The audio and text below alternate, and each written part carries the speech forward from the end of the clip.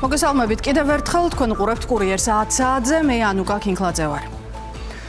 ბიზნესის რეკეტი მესაკუთრის დაპატიმრება მისი კოდების მისაკუთრების მიზნით, წამება და არაადამიანური მოპყრობა.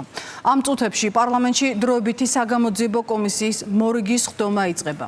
ვინ წარსდგება ამჯერად კომისიის წევრების წინაშე, დღევანდელი ხდომის შესახებ უფრო მეც კესო ქაფიანიძე გვეტყვის, ის პირდაპირ ეთერშია, გისმენთ კესო. ბიზნესის რეკეტისა და ქონების ჩამორთმევის 4 სხვადასხვა ისტორიაზე იმსჯელებენ დღეს კომისიის წევრები, დღეს კომისიაზე მოусმენენ გურამ თირქიას, თამას წულაიას, დავით ქანთარიას და ბესარიონ ხვინთელიანს. ისინი საკუთარი ქონების ჩამორთმევის მაგალითებზე ისაუბრებენ. 4-ვე ისტორია არის სამეგრელოსთან დაკავშირებული. პირველი, რომელსაც კომისიის წევრები დღეს მოусმენენ, ეს იქნება გურამ თირქია, რომელიც როგორც თავად ამბობს, წინა ხელისუფლება მას 41,000 მიწის კვადრატული მიწის ფართობი ჩამოართვა, ასევე სასოფლო-სამეურნეო 17 ჰექტარი მიწის ნაკვეთი და ის ამაში ადანაშაულებს წინა ხელისუფლებას. რამდენიმე წუთში დაიწყება დროებითი საგამოძიებო კომისიის რიგით 23-ე ხდომა და პირველი, როგორც უკვე გითხარით, იქნება გურამ თირქია. საგამოძიებო დროებითი კომისია განიხილავს 4 მოქალაქის საქმეს. ისინი წარდგებიან კომისიის წინაშე და მათ ჩამოვართმევთ ახსნა-განმარტებებს. არის 2004-2012 წლებში დაზარალებული მოქალაქეები, რომელთაც ჰქონდათ ჩამორთმეული ქონებები უკანონოდ, ასევე მათზე ახორციელებდნენ ზეწოლას მაშინდელი ხელისუფლების წარმომადგენლები. ამ თემებზე იქნება დღეს საუბარი. საბოლოო დასკვნა არის გასაკეთებელი ამ მთელი პერიოდისა და ეს ვადაც გაგვიგზელდა დღევანდელ დღემდე.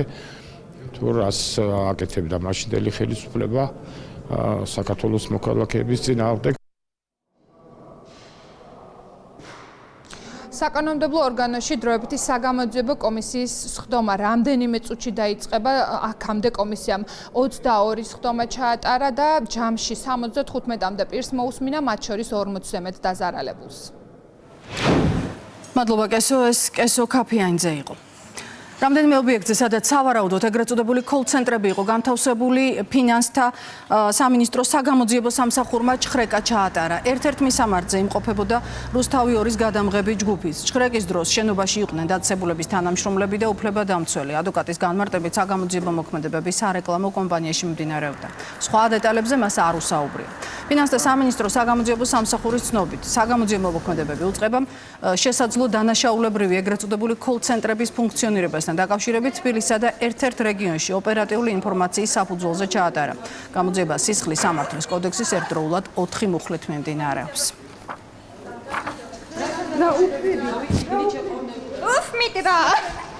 რა ორგანიზაცია შეგიძლიათ გითხრათ? მიმდინარეობდა გამოძიება და ცხება. რა ორგანიზაციაა და სად მუშაობს? შეგიძლიათ გითხრათ? რა ორგანიზაციაში მუშაობ?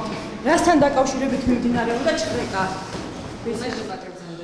ორგანიზაციის, რომლის სახელწოდებას თავ შევიკავებთ, თუმცა სარეკლამო კომპანია შემიძლია დავადასტურო და ხრეკა მიმდინარეობდა, აინტერესებდათ კომპანიის საქმიანობა და წაღებული აქვთ კომპიუტერული ტექნიკა. ინფორმაციები მეც არ მაქვს, თუმცა არც უფლება მაქვს, რომ გავამხილო ეს ინფორმაციები, ამიტომ მეც ვერ გეტყვით. დაახლოებით 30 საათიანი ძებნის შემდეგ მაშველებმა მდინარეში გადავარდნილი მანქანა ნახეს. მუქი ფერის სპორტ ფუჟენი მტკვრიდან სპეცტექნიკის დახმარებით ცოტა ხნის წინ ამოიტანეს. დადასტურებულია, რომ მანქანაშია 2 ცხედარი. გრძელდება სამძებრო ოპერაცია კიდევ ერთი დაკარგული მგზავრის საპოვნელად. როგორც თვითმხილველები ყვებოდნენ, მანქანის მტკვარში ჩავარდნის დროს სალონიდან გადმოხტომა 2 ადამიანმა შეძლო. ერთი მათგანი მაშველებმა ავარიდან მალევე ნახეს, მისი მდგომარეობა დამაკმაყოფილებელია. ავტომანქანის პოვნა მას შემდეგ გახდა შესაძლებელი, რაც მტკვრის კალაპოტში წყლის დონის ხელოვნური შემცირება მოხდა. გამოძიების ინფორმაციით ავტომანქანა წყალში უკნიდან შეჯახების შედეგად გადავარდა. პოლიციამ უკვე დააკავა 23 წლის ახალგაზრდა, რომელსაც მომხდარ ავარიაში ადანაშაულებენ.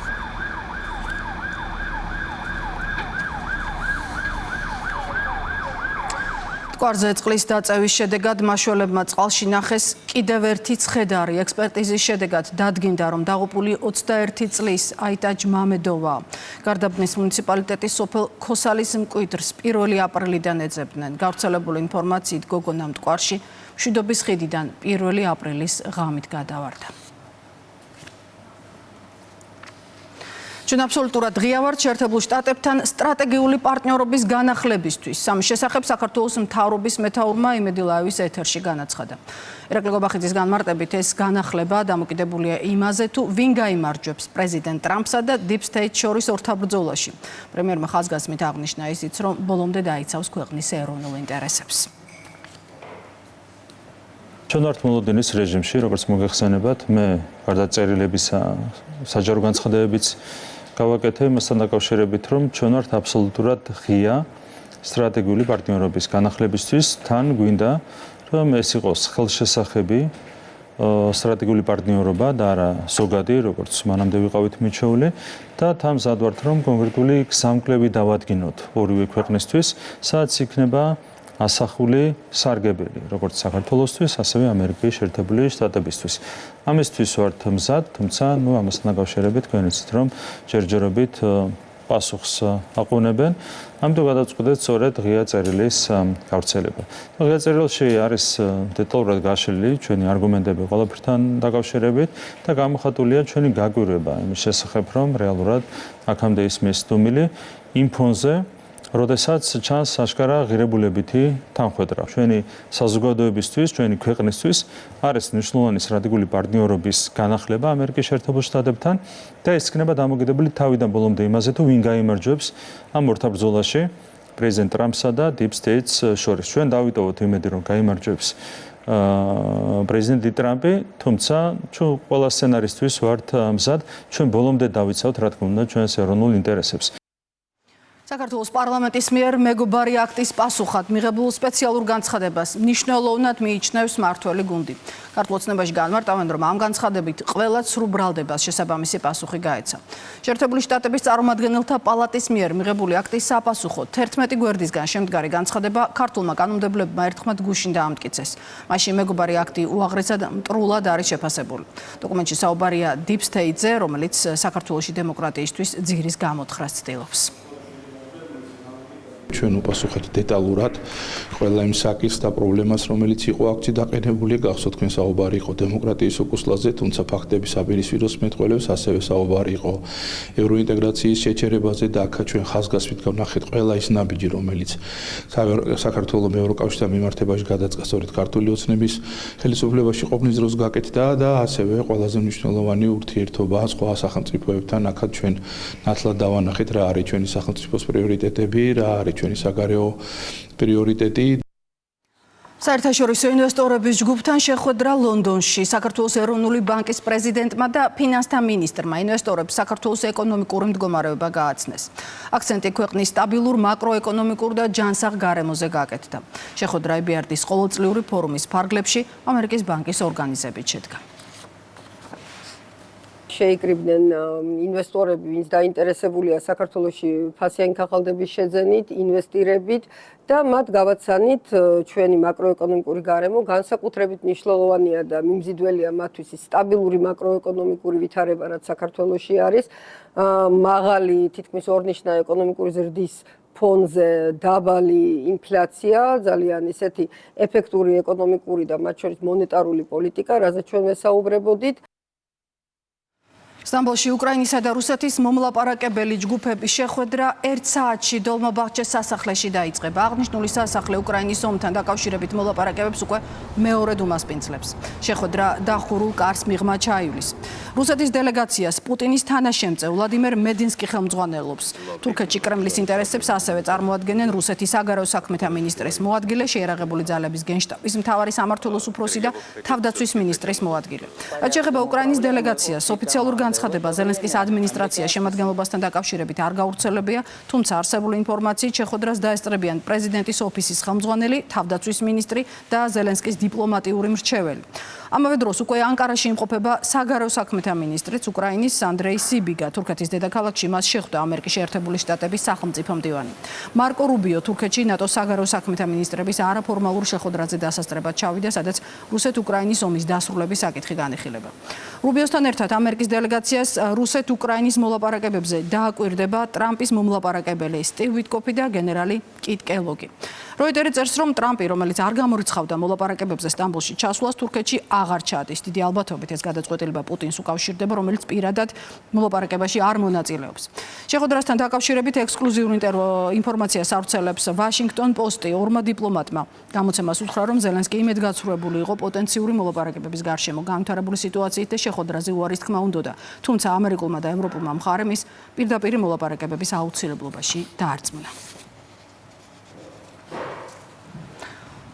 ცეცხლის შეწყვეტის შეთანხმების მიღწევამდე კი უკრაინა კვლავ რჩება ოკუპანტების ინტენსიური იერიშის სამიზნედ. ამ წუთებში ქვეყნის 9 რეგიონში საჰაერო განგაშია კვლავ გამოცხადებული. აფრთხებების ხმა ისმის ივანო-ფრანკოვსკისა და ვოლინის ოლქებში. მოქალაქეებს თავშესაფარში გადასვლისკენ მოუწოდებენ. მსხვერპლი მოხვა რუსეთის არაკეტო თავდასხმას სუმის ოლქის ერთ-ერთ საწარმო ობიექტზე. დაღუპულია 3 ადამიანი, დაიჭრა 9. ომი გრძელდება ახლო აღმოსავლეთშიც ბოლო 24 საათის განმავლობაში. ღაზაში ისრაელის საჰაერო იერიშებს უმცირე 84 ადამიანის სიცოცხლე ემსხვერპლა. ყველაზე მეტი 50 პირი ჯაბალიას დევნილთა ბანაკში დაიღუპა, მათ შორისაა 22 ბავშვი, არიან დაჭრილები. სახალმა დარტყმების შესახებ კომენტარის გაკეთებაზე უარი თქვა, თუმცა მედიის ცნობით იერიშების განხორციელებამდე კონკრეტულ ტერიტორიაზე არსებული ჰამასის ინფრასტრუქტურის გამო ევაკუაციის ბრძანება გაიცა. ჰამასის მტკიცებით კი ღაზის დაბომბვა ნეთანიაჰუს ვერანაირ გამარჯვებას ვერ მოუტანს. ნეთანიაჰუს ოფისის გავრცელებული ცნობით, ახალი ამ დღეებში ძალისხმევას ჰამასის ბოლომდე გასანადგურებლად კიდევ უფრო გააქტიურებს. დაბოლოს კვლავ საქართველოს ქვემო ქართლში განხორციელებული რეფორმებისა და პროექტების შესახებ მოისმინა დეტალური ინფორმაცია მხარის სახელმწიფო რწმუნებულმა ბოლნისისა და დმანისის ადგილობრივი ხელისუფლების წარმომადგენლებისგან. საუბარი შეეხებოდა მიმდინარე და დაგეგმილ ინფრასტრუქტურულ პროექტებსა და სოციალურ პროგრამებს სხვადასხვა მიმართულებით. აღინიშნა სამხარეო ადმინისტრაციისა და ადგილობრივი თვითმმართველობის სამსახურების მჭიდრო თანამშრომლობის აუცილებლობა. ქვემო ქართლის 7 მუნიციპალიტეტში მიმდინარეობს აქტიური სამუშაო შეხვედრები. იმყოფებოდით ბოლნისისა და დმანისის მუნიციპალიტეტებში, სადაც შევხვდით მერიის ხელმძღვანელებს, რომლებთაგანაც მოვისმინეთ დაგეგმილი და განხორციელებული ინფრასტრუქტურული პროექტები, ასევე ის რეფორმები, რომელიც უკვე ჩატარებულია და შემდგომში რასაც ველოდებით. დღეს ამბების ნახევარცლად ჩვენს ვებგვერდზე rustavi2.gi შეგეძლებათ. კურიერი 10 საათზე ამით დასრულებულია. მე გემშვიდობებით, კარგად.